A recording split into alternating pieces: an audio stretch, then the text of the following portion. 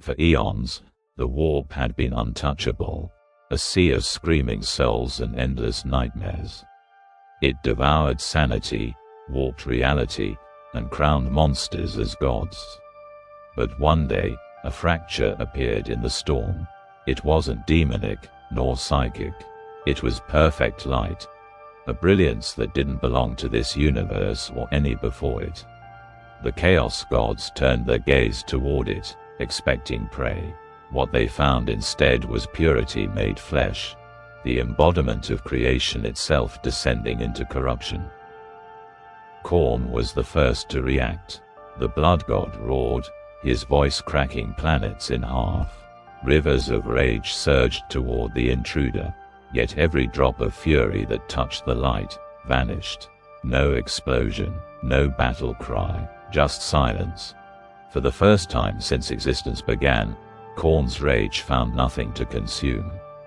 The one above all didn't fight. It simply was, and its presence alone unmade wrath itself.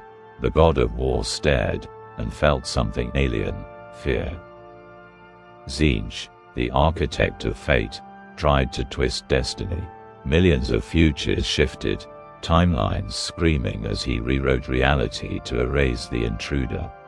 But the more he altered, the less the universe obeyed. The threads of possibility snapped like old strings. His labyrinth of schemes fell apart, revealing one truth: there was no path beyond this light. Fate itself had found its author, and in that revelation, Tzeentch realized he wasn't the master of change. He was merely another creation rewritten. Nurgle's garden, the rotting paradise of endless decay, began to wither. Flies dropped from the air. The bubbling filth turned to clear water. Every disease whispered its final breath, fading from existence. The Lord of Plagues reached out in sorrow, trying to cradle the dying rot, but even his compassion couldn't resist. The one above all didn't destroy him out of hate. It simply completed him. For what is decay before the perfection of creation? Nurgle wept as his immortality dissolved into light. Slaanesh, born of excess and obsession, danced through the warp's collapsing storms, her laughter echoing through dying screams. She reached toward the divine radiance, desperate to taste it, to claim pleasure beyond infinity. But the moment she touched the light, her voice vanished. No sound, no sensation, no identity remained. In the face of absolute creation, desire became meaningless. The god of ecstasy discovered the final truth: there can be no pleasure in perfection. Only silence, beautiful, eternal silence. Across the galaxy, psychers fell to their knees. Astropaths heard not screams, but hymns. Ships lost in the warp found themselves drifting through calm stars. Even demons paused in awe as the sea of souls turned to glass. The Emperor, seated upon his golden throne, felt a spark of understanding that even he, the master of mankind, was but an echo of something far older.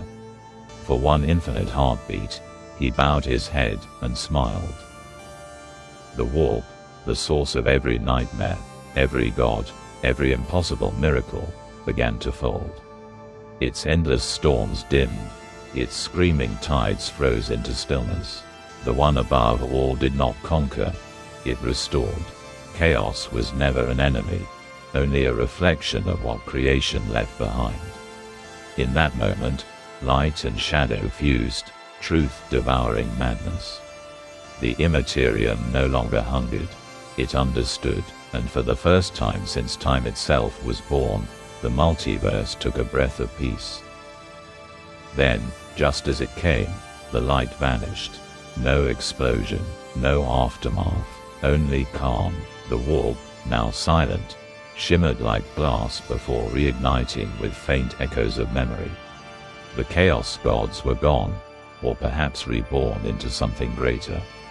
The galaxy continued, unaware of what had just touched it, but deep within the quiet, a whisper lingered: all things are one.